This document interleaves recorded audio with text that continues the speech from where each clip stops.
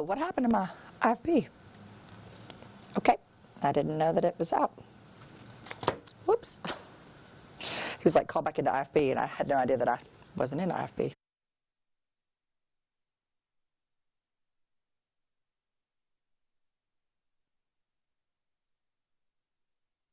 And now, your Billy Wood Honda forecast first. Well, good evening, everyone. Sunshine returned to us on Tuesday and has continued throughout the area today with just a few high clouds along the Arkansas-Louisiana border. But about our temperatures tonight, overnight lows will start to trend a little cooler down into potentially the mid to lower 40s. Tomorrow, daytime highs flirting with the lower to mid 60s with a few clouds throughout the afternoon. That's your forecast first. NBC 10 News First at 4 starts now.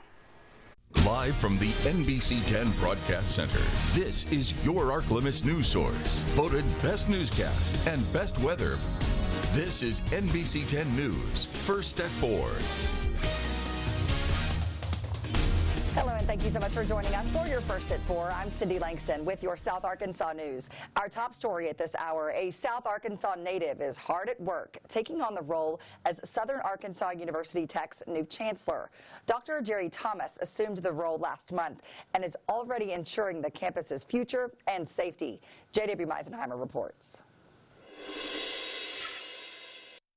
SAU Tech Chancellor Jerry Thomas takes his students' safety and security seriously and immediately took action when a shooting happened on campus earlier this week. Moving forward, we want to continue to make sure that our campus community is safe, and we'll be debriefing to make sure that all our protocols were followed, emergency management protocols were followed, and they did an amazing job. And at this point, there's no threat to our campus community, and we're continuing on with all of our activities and homecoming activities this week. Thomas has only been chancellor for a month, but has been in higher education for 30 years.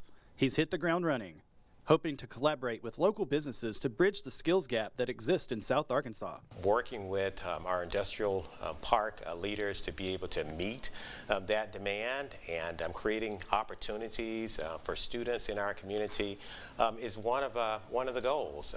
Also, one of the goals is to making folks aware of the opportunities that really exist here at SAU Tech and in our communities. Thomas also hopes to attract more students to SAU Tech by making sure that they know what the school has to offer. We have some students who really don't understand that we have lots of different degree programs here at SAU Tech. If they want to transfer to a four-year university, SAU Magnolia is close by, and that's an opportunity for them as well. And so that's a long-term and a short-term goal to make sure that students are aware of the opportunities that exist here at SAU Tech. Reporting in El Dorado for your ArkLaMiss news source, I'm J.W. Meisenheimer. And continuing coverage out of Ouachita County on this story, just this afternoon, Arkansas State Police arrested a 17-year-old from Magnolia in connection with the shooting on the SAU Tech campus, which is actually in Calhoun County. The suspect's name has not been released, but he will be charged as an adult with first-degree battery, aggravated assault, and having a firearm on the school campus. Police say the 20-year-old victim's injuries are not life-threatening, and neither the suspect or the victim attend SAU Tech. We will keep you updated with any new information right here on your First at 4, as well as online at myarklamiss.com. And out of the state capitol today, kids at the Arkansas School for the Blind and Visually Impaired and the School for the Deaf are feeling the love from state leaders thanks to a major announcement today. Last November, State Senator Clark Tucker tweeted from one of the legislators' visits to the school. He showed photos of what they saw inside, and those captured the attention of a lot of people. But renovations are coming soon. Governor Sanders says it's been a long time coming and pointed to the crumbling exteriors, leaking and drafty interiors, and the lack of staffing for the huge campus.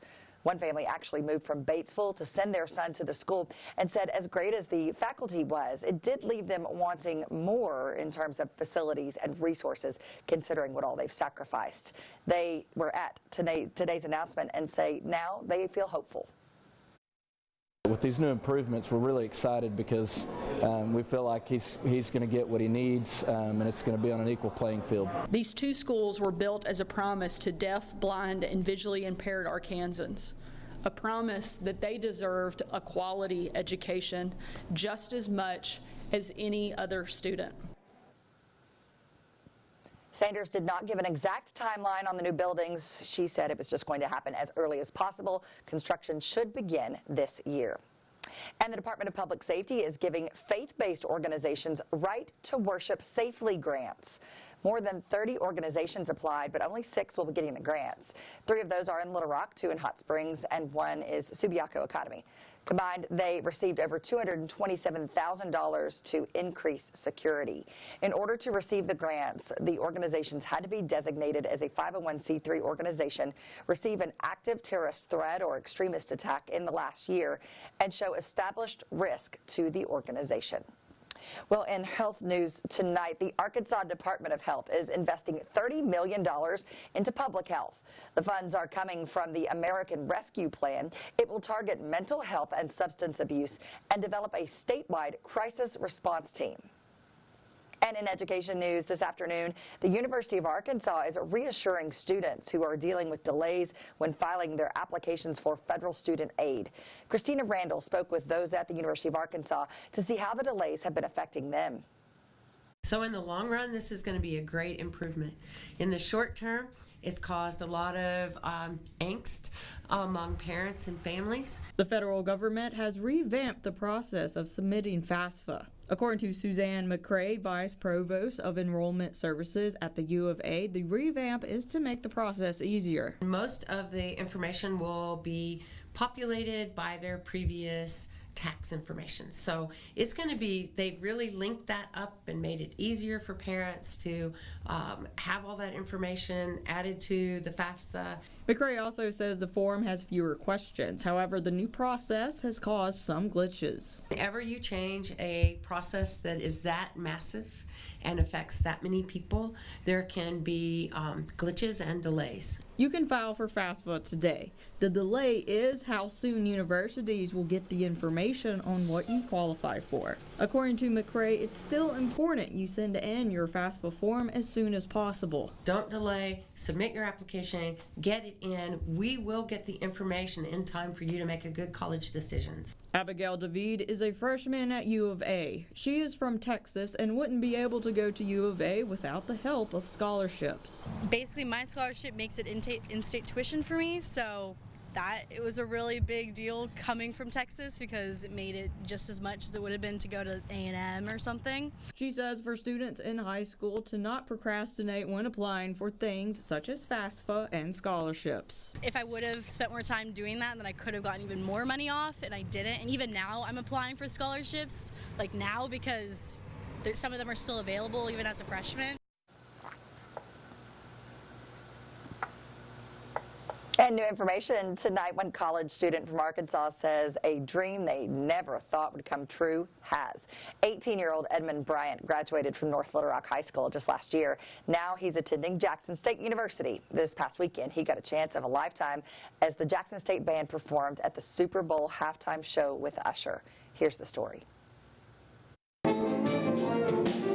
From being in band in high school to being in the sonic boom of the South in college, 18-year-old Edmund Bryant got the chance of a lifetime.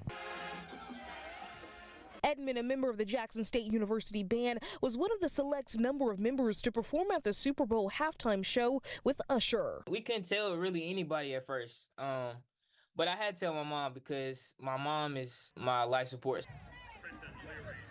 I was overwhelmed with joy. I started jumping up, screaming. With Edmund playing cymbals, the band spent weeks finding the rhythm to come to everyone in VIP in Las Vegas. We got there, it was amazing to see like the performance. They were always going full out every single time. Taking that energy and rewinding it back. Usher was in the practice. He was in there doing it just like everybody else, 100% every time, singing every note. When the big day arrived, everyone put their hands up in the air. We walked in and I saw those people in the stadium. It was so crazy. It was a really surreal experience. His North Little Rock High School band director in awe. He's one of the hardest working students I've ever had in this band program, and I was just beyond excited for him. For his mother, Rhea Gilbert, I started screaming immediately. I was like, oh my God, there he is. Although Rhea couldn't attend the Super Bowl in person, when I saw those ticket prices, I was like, yeah, not gonna make it. I probably have to do a GoFundMe. She continued to cheer him on like always. A team halftime shirt. Like I said, I was just proud. But Edmund's favorite part of the Super Bowl was what came after. Got done with the halftime show.